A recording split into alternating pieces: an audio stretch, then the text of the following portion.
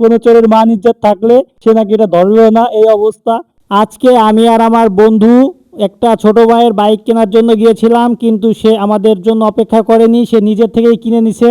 এখন আমাদের দেখাইতেছে বাইকে কি হয়েছে। এখন দেখতেছিলাম আমরা যে বাইক উল্টা দিকে ঘুরতেছে, বাইকের পিক আপটা কোনো স্টার্ট হচ্ছে না, বাইকে খালি ওই বডি ছাড়া কিছুই নাই।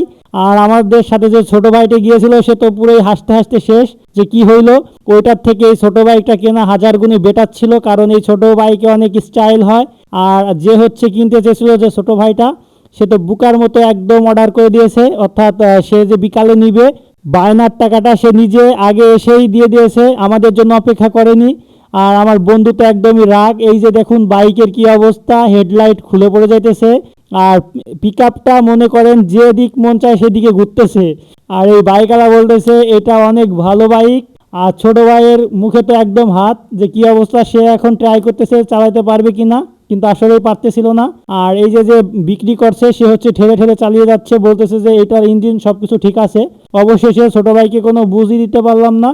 আর একটা কথা কি, বাইকের আসলে কোনো লক করার কিছুই নেই।